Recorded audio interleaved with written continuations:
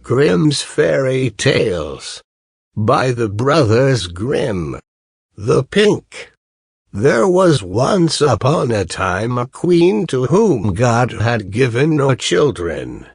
Every morning she went into the garden and prayed to God in heaven to bestow on her a son or a daughter.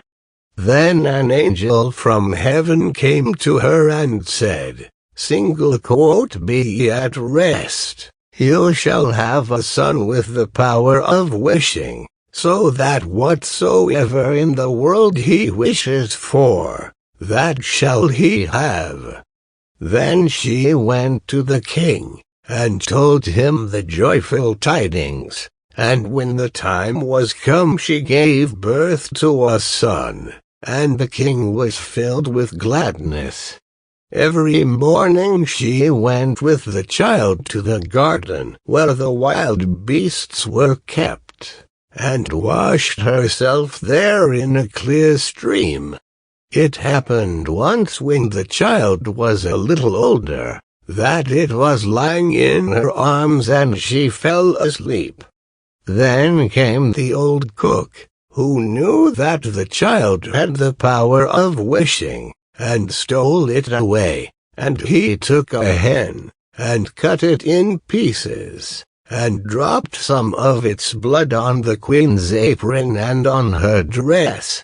Then he carried the child away to a secret place, where a nurse was obliged to suckle it, and he ran to the king, and accused the queen of having allowed her child to be taken from her by the wild beasts. When the king saw the blood on her apron, he believed this, fell into such a passion that he ordered a high tower to be built, in which neither sun nor moon could be seen, and had his wife put into it, and walled up. Here she was to stay for 7 years without meat or drink, and die of hunger. But God sent 2 angels from heaven in the shape of white doves, which flew to her twice a day, and carried her food until the 7 years were over. The cook, however, thought to himself, "If the child has the power of wishing, and I am here, he might very easily get me into trouble." So he left the palace and went to the boy, who was already big enough to speak, and said to him, "Wish for a beautiful palace for yourself with a garden, and all else that pertains to it." Scarcely were the words out of the boy's mouth, when everything was there that he had wished for. After a while the cook said to him, "It is not well for you to be so alone. Wish for a pretty girl as a companion." Then the king's son wished for one, and she immediately stood before him, and was more beautiful than any painter could have painted her. The 2 played together, and loved each other with all their hearts, and the old cook went out hunting like a nobleman. The thought occurred to him, however, that the king's son might some day wish to be with his father, and thus bring him into great peril.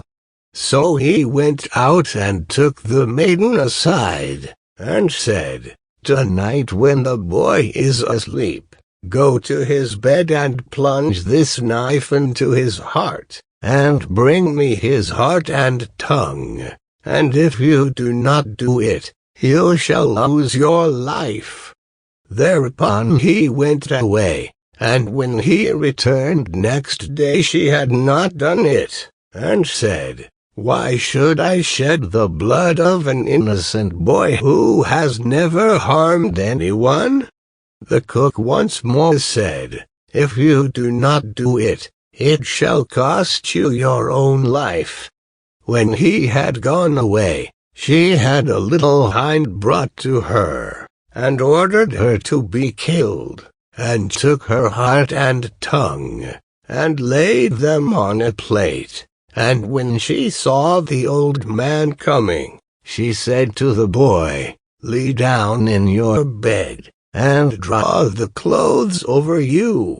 Then the wicked wretch came in and said, "Where are the boy's heart and tongue?" The girl reached the plate to him, but the king's son threw off the quilt, and said, "You old sinner, why did you want to kill me? Now will I pronounce thy sentence. You shall become a black poodle, and have a gold collar round your neck, and shall eat burning coals, till the flames burst forth from your throat."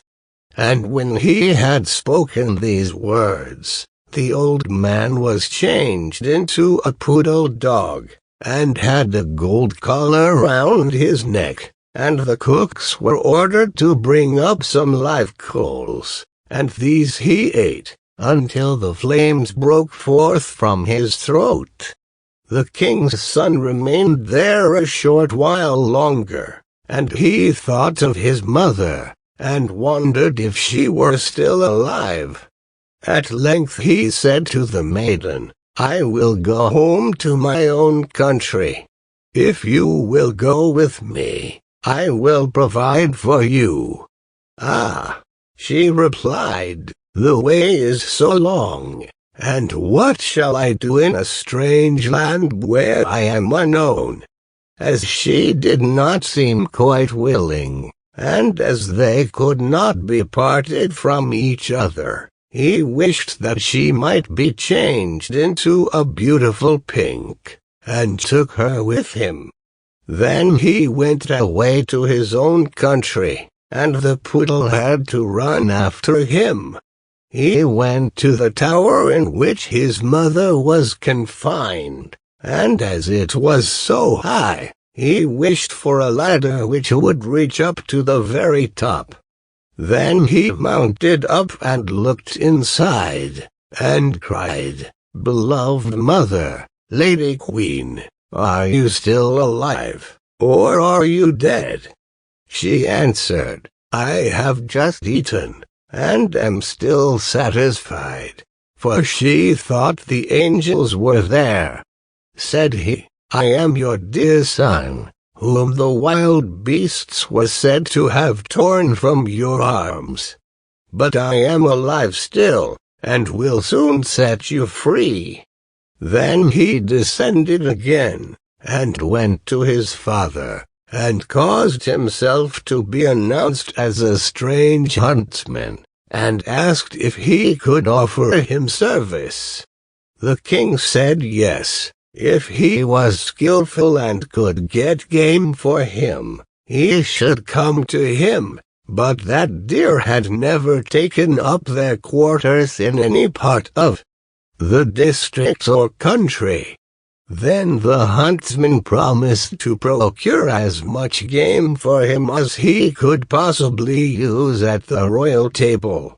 So he summoned all the huntsmen together, and bade them go out into the forest with him. And he went with them and made them form a great circle, open at one end where he stationed himself, and began to wish. 200 deer and more came running inside the circle at once, and the huntsman shot them. Then they were all placed on 6 country carts, and driven home to the king, and for once he was able to deck his table with game, after having had none at all for years. Now the king felt great joy at this, and commanded that his entire household should eat with him next day, and made a great feast. When they were all assembled together, he said to the huntsman, "As you are so clever, you shall sit by me." He replied, "Lord King, your Majesty must excuse me. I am a poor huntsman." But the king insisted on it, and said, "You shall sit by me," until he did it. Whilst he was sitting there, he thought of his dearest mother, and wished that one of the king's principal servants would begin to speak of her, and would ask how it was faring with the queen in the tower, and if she were alive still, or had perished. Hardly had he formed the wish than the marshal began, and said, "Your Majesty, we live joyously here, but how is the queen living in the tower? Is she still alive, or has she died?"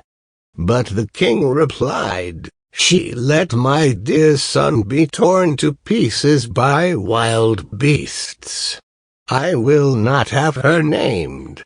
Then the huntsman arose and said, "Gracious Lord Father, she is alive still, and I am her son, and I was not carried away by wild beasts, but by that wretch the old cook, who tore me from her arms when she was asleep, and sprinkled her apron with the blood of a chicken." Thereupon he took the dog with the golden collar, and said, "That is the wretch," and caused live coals to be brought, and these the dog was compelled to devour before the sight of all, until flames burst forth from its throat. On this the huntsman asked the king if he would like to see the dog in his true shape, and wished him back into the form of the cook, in the which he stood immediately, with his white apron, and his knife by his side. When the king saw him he fell into a passion, and ordered him to be cast into the deepest dungeon. Then the huntsman spoke further and said, "Father, will you see the maiden who brought me up so tenderly and who was afterwards to murder me, but did not do it, though her own life depended on it?" The king replied, "Yes, I would like to see her."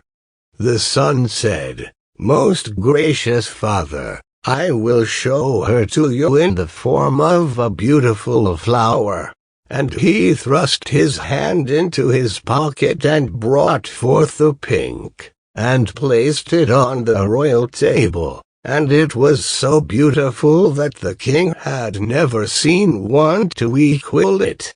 Then the son said, "No, will I show her to you in her own form," and wished that she might become a maiden. And she stood there looking so beautiful that no painter could have made her look more so.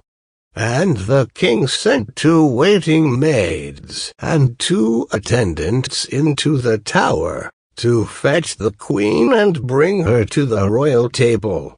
But when she was led in she ate nothing, and said, "The gracious and merciful God, who has supported me in the tower, will soon set me free." She lived 3 days more, and then died happily, and when she was buried, the 2 white doves which had brought her food to the tower, and were angels of heaven, followed her body and seated themselves on her grave. The aged king ordered the cook to be torn in 4 pieces, but grief consumed the king's own heart, and he soon died. His son married the beautiful maiden whom he had brought with him as a flower in his pocket, and whether they are still alive or not is known to God.